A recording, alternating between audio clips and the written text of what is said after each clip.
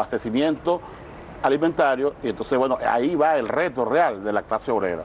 Nosotros llamamos a la clase obrera es a ese reto de elevar la productividad, de garantizar el ingreso de divisas por otra vía, que no sea solamente el petróleo. Y en eso está enmarcado en la Ley Orgánica de los Trabajadores y Trabajadoras, en el artículo 25, y las funciones, que otra cosa que es más allá, las funciones realmente del movimiento sindical de los trabajadores, que lo contempla el 367. Okay.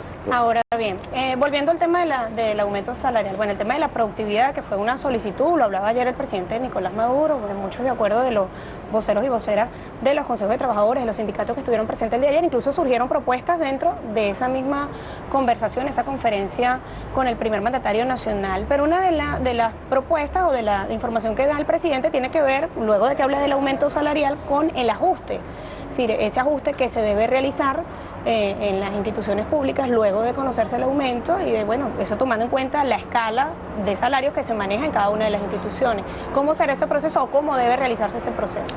Bueno, justamente allí estaba Franklin Rondón, que elevó una propuesta de modificación del Estatuto del Empleado Público.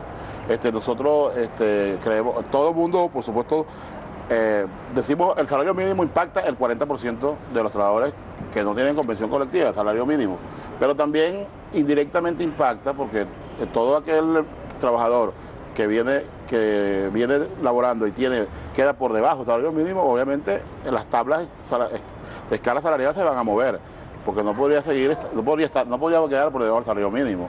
Entonces, no realmente ahí participa otro gran número de trabajadores que estadísticamente no lo tenemos ubicado, pero que debemos ubicarlo porque realmente pues no sería solamente para un 40%, sino para una serie de trabajadores más, porque existe la posibilidad, por ejemplo, que algún trabajador esté en 3.270 o 3.300 bolívares, ¿verdad? Y va a quedar por debajo de los 4.000 y tantos bolívares que va a haber aumento, 4.200, 251 específicamente. Entonces, bueno, ese trabajador debe ser revisado su estatus salarial para elevarlo por encima de como estaba actualmente, que estaba por encima del salario mínimo.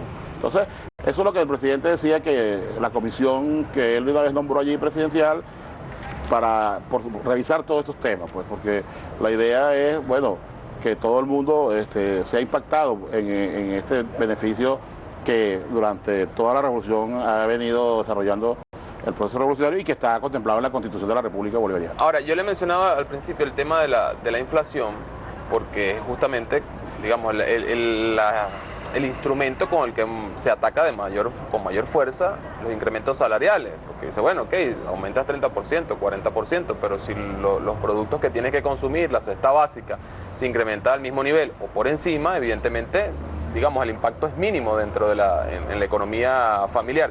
¿Qué es lo que se prevé?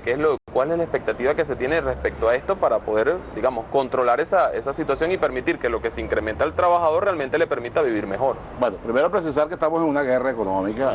La derecha y el capital se han empeñado en, a través de la economía, tratar de desbancar la revolución. Bueno, nosotros el gobierno revolucionario ha implementado, además de las inspecciones, además de todas esas medidas que ha venido llamando a los verdaderos empresarios, los patriotas, a la productividad, creó una ley de precios justos, ¿verdad?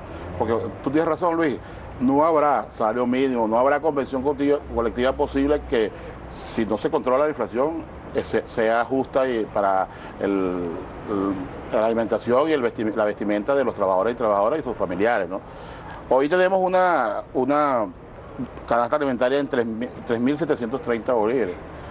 Bueno, ya se revisaron, el Estado, conjuntamente con los empresarios y los productores, revisaron algunos precios, el arroz, el pollo, algunas cosas, productos fundamentales que están contemplados dentro de esta canasta alimentaria mínima, normativa, pues. Entonces, obviamente, esto se elevará un poco, pero siempre estará por debajo del salario mínimo o el ingreso total que habrá en cada uno de los hogares venezolanos donde haya labor, donde trabajen pues los integrantes de esta familia. Fíjese, a través de la cuenta de Twitter, bueno, comienzan a llegar consultas, dudas así con respecto al tema del aumento salarial. En el caso de Dayi Candanga, nos escribe, dice, buenos días, PEQIBEN, el salario es de 3.820, el básico, ¿cómo quedarían ellos que están en discusión del contrato?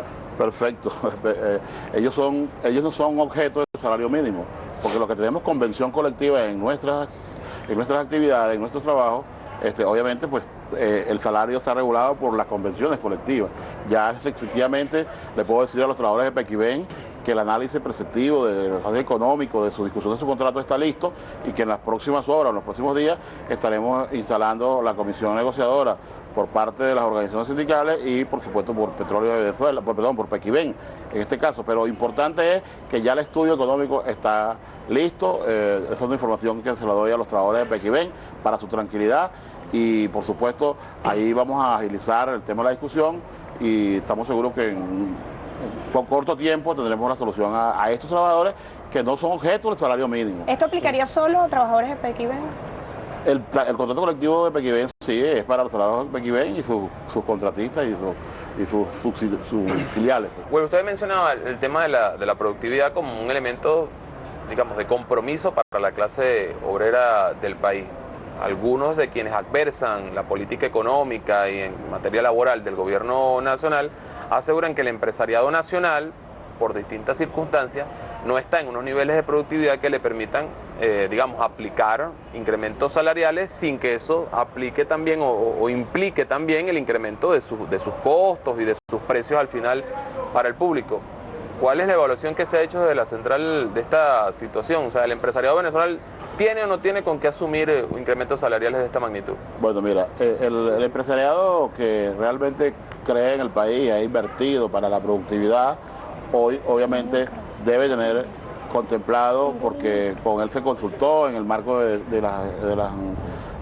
estas reuniones que se han hecho cotidianas con el sector empresarial, ese tema, y por supuesto tiene que garantizar el salario mínimo porque ellos son parte de un Estado y hay una ley que estipula ese salario mínimo, un decreto, y por supuesto tienen que cumplirlo.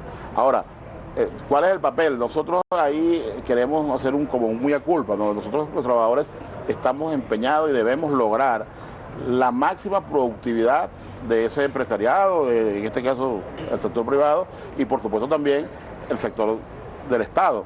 Porque, como te decía anteriormente, nosotros tenemos una obligación histórica que es elevar el sistema, la productividad del país para que haya una justa distribución de la riqueza. Vuelvo y repito, actualmente lo que el Estado hace es administrar la renta petrolera y hacer una justa distribución que yo creo que, bueno, es importante esta lámina, donde nosotros tenemos aquí una inversión social de 623.508 millones de dólares.